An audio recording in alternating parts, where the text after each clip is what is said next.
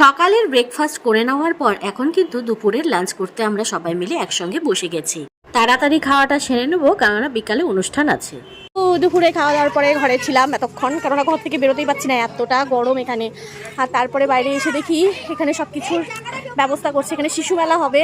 তো এই দেখো এখানে কিন্তু মিকি মাউস বসিয়েছে, দেখেছো তো? আরও অনেক কিছু হবে, অনেক কিছু দেখতে পারবে তোমরা, সঙ্গে থেকো।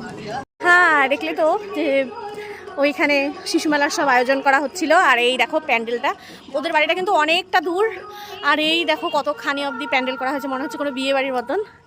তা আমরা এখন একটু বেরোলাম আইসক্রিম খাওয়ার জন্য, কারণ ভীষণ গরম লাগছে, এত গরম লাগছিল।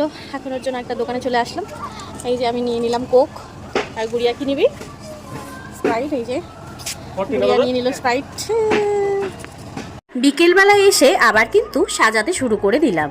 এই যে ভাস্তিকে সাজানো হয়ে গেল, তারপর কিন্তু আরেকটা ভাস্তিকে সাজাতে বসেছিলাম। তবে আজকে কিন্তু সবার আগে আমি রেডি হয়ে নিয়েছি, কেননা সবাইকে সাজাতে সাজাতে লাস্টে কিন্তু আমার একদম দেরি হয়ে যায়। বাড়ির সবাইকে সাজাতে সাজাতে কিন্তু অনেকটা টাইম পেরিয়ে গিয়েছিল। আর এই যে আমি যেহেতু খুব একটা সাজি না, এই সিম্পল লুকে আমাকে কেমন লাগছে সবাই কিন্তু জানিও। টাটা।